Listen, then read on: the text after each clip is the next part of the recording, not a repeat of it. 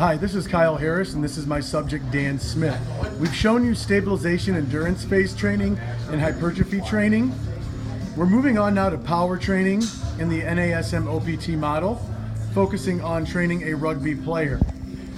This phase of training is built on building explosive power so that we can take the strength and development we've made and translate it to on the field to increase velocity, speed, and power. The first exercise we're going to do on these days is a total body exercise.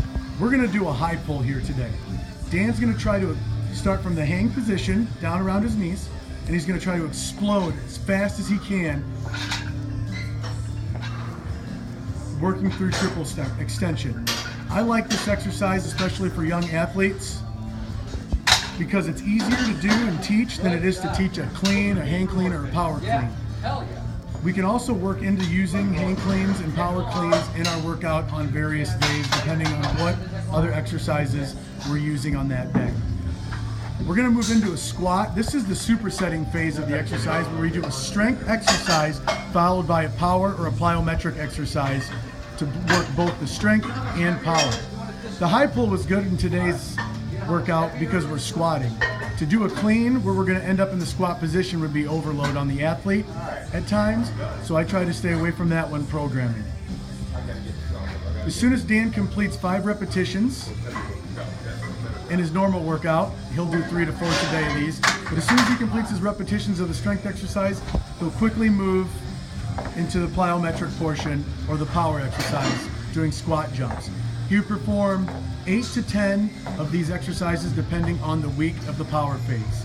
And bear with us, we're going to now move across the gym, and we're going to go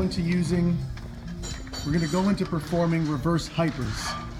Unfortunately, we don't have a reverse hyper machine, so we've done a makeshift and we've added a band to show you how you can add resistance to the reverse hyper. Dan's put the band down around the bottom of this back extension machine, and he'll lay on it backwards, and then he's going to perform reverse hypers.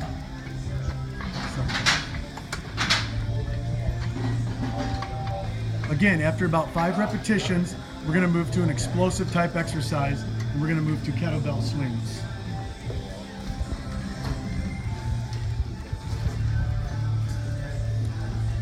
When doing the kettlebell swings, we want to make sure we're not turning it into a squat motion or a front raise. We're trying to get hip flexion and hip extension as we work through into mimicking a triple extension movement and motion. After doing 8 to 10 repetitions here, we're going to show you our first upper body exercise, and it's going to be an incline bench press today. It's just another way to hit the pushing muscles in the pecs, shoulders, and triceps at a different angle. Why the frown? Turn that frown upside down. How you doing? Good. Dan would perform 5 repetitions on this week of the power phase, which would be week 1. And then we're going to move right on to the power exercise, which is a medicine ball chest pass. Again, bear with us as we move through the gym.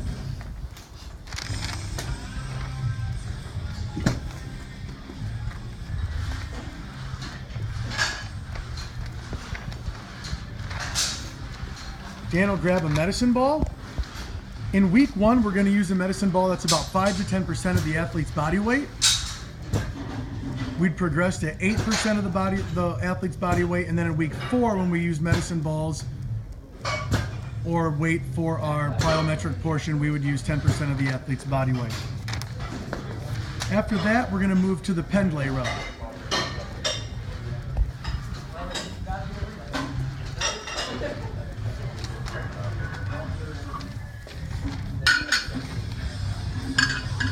Dan's going to perform the pendlay row. This is a great exercise because it teaches hip hinge for lifts like deadlift, the squat, and an RDL. In week 1 of the power phase, we perform 5 repetitions, and then we're going to immediately superset it with a soccer throw. Again, we are going to utilize 10% of the athlete's weight, and Dan will use the medicine ball here to perform an overhead soccer throw, and he's going to try to work his best. Slam it straight down. He's going to slam it straight down into the ground, trying to engage his lats, and he's performed 8 to 10 repetitions of this depending on the week. And then the last exercise in our power workout on this day would be a dumbbell push press. With the push press, again, we're mimicking triple extension by using our lower body, and we're basically trying to almost jump under the weight. We want to use a challenging weight that the athlete has to use to explode through.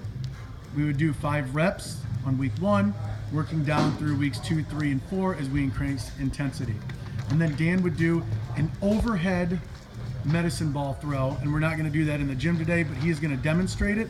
He's going to grab the medicine ball, and he's going to explode overhead as he throws the medicine ball. Explode overhead as he throws the medicine ball. Again, we want to work 8 to 10 repetitions.